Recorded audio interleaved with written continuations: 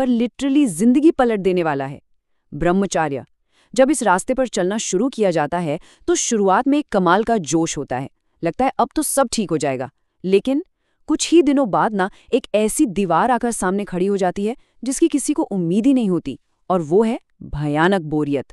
एकदम से सब कुछ डल लगने लगता है, दिन भर लगता है जैसे लाइफ में आप कुछ बचा ही नहीं है। तो चलिए आज इस चर्चा में डायरेक्ट प्रॉब्लम की जड़ तक चलते हैं, समझते हैं कि इस बोरियत को बर्दाश्त करके इसको एक जोरदार बदलाव में आखिर कैसे बदला जाए। अब सबसे पहला और सबसे बड़ा सवाल, आखिर ये बोरियत अचानक से आती कहाँ से है? थोड़ा पिछले रूटीन पर नजर डालते हैं। पहले क्या होता था? जब भी थोड़ी सी बोरियत हुई, सस्ते और इंस्टेंट एंटरटेनमेंट के ढेरों ऑप्शंस थे, राइट? फोन उठाया, लगातार रील स्क्रॉल कर ली, कोई कॉमेडी देख ली या पूरी की पूरी वेब सीरीज बिंज वॉच कर डाली।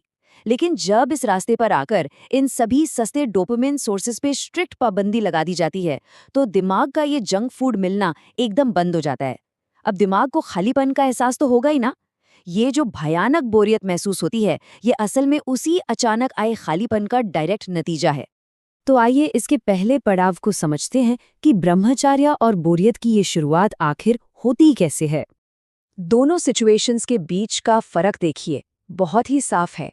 एक तरफ थी वो पुरानी आदतें, endless reels, videos, web series, मतलब हर वक्त मन बहलाने के लिए कुछ ना कुछ मौजूद था।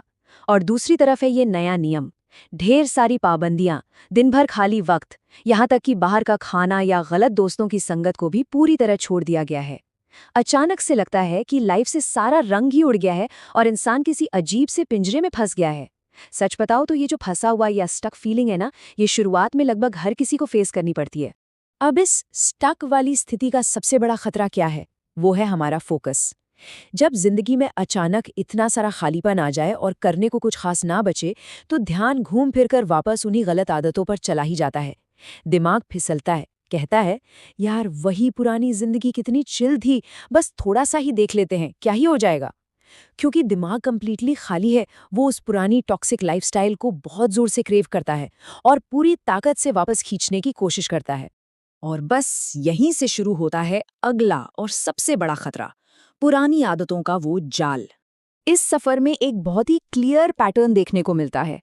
जो लोग स्ट्रॉन्ग स्ट्रीक्स बनाते हैं वो शुरुआत में तो फुल एनर्जी में होते हैं, लेकिन ये जो 30 से 40 दिन का समय है, ये लिटरली एक डेंजर जोन है। इस वक्त के आसपास बोरियत इतनी एक्सट्रीम हो जाती है कि अक्सर लोग वापस उन्हीं गलत आदतों की तरफ स्लिप हो जाते हैं। हफ्तों या महीनों लंबी स्ट्रीक्स एक पल में टूट जाती हैं। दिमाग इस वक्त हराने की पूरी ताकत लगा देता है। इस फेज में ना आम दिनों के मुकाबले डबल सावधानी रखनी पड़ती है।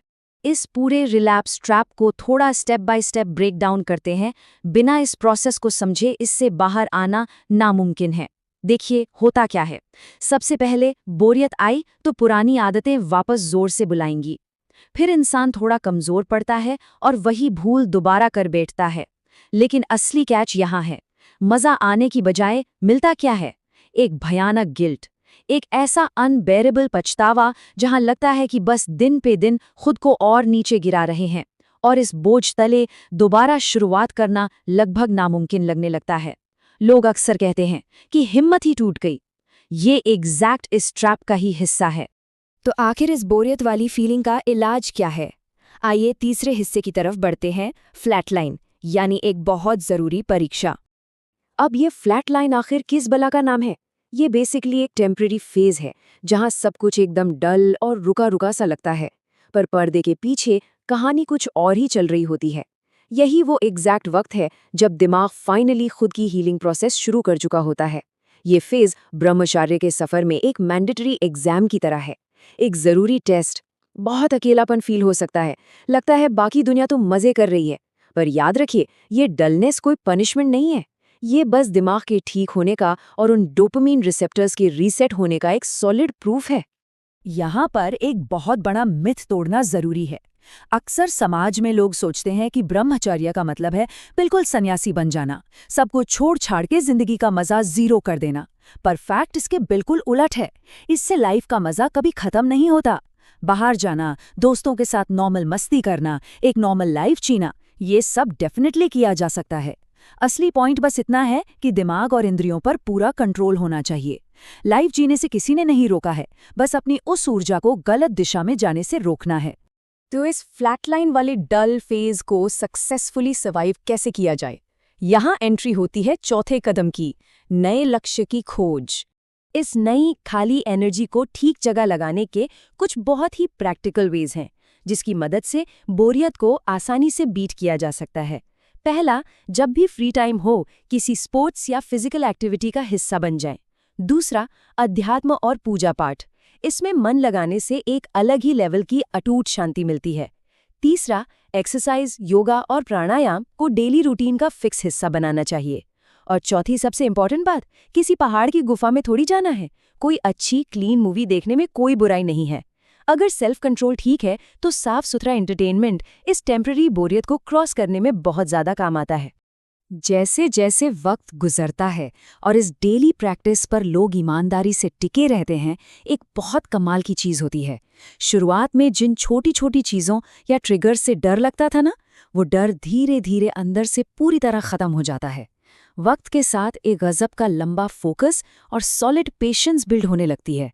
एक ऐसी मजबूत अंदरूनी ताकत आती है जिससे किसी भी इम्पल्स या भटकते विचार को बड़ी आसानी से काबू किया जा सकता है। ये पेशेंस लिटरली एक सुपर पावर की तरह है जो जिंदगी के हर फील्ड में मदद करती है। अब हम इस विश्लेषण के फाइनल पड़ाव पर आते हैं, टपना और वो आखिरी जोरदार बदलाव।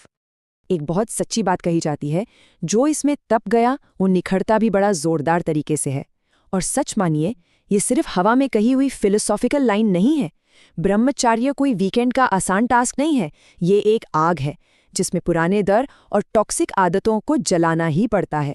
चुनौतियां बार बार आएंगी, लेकिन जब कोई इंसान इस कड़ी मेहनत और सैक्रिफाइस की आग से तप के निकलता है, तो एक टाइम के बाद उसका फोकस और उसकी चमक ऐसी होती है कि आसपास के लोग बस हैरान रह जाते हैं। पर्सनालिटी में एक ज़बरदस्त ग्लो आ जाता है। यही इस लंबे सफ़र का सबसे सच्चा और सबसे बड़ा इनाम है। तो आखिर में पूरी बात यहीं आकर रुकती है। वो सस्ती आदतें वापस अट्रैक्ट करेंगी, वो बोरियत टेस्ट लेने दोबारा आएगी, पर वापस वो संधीरे रास्ते पर नहीं मुड़ना है।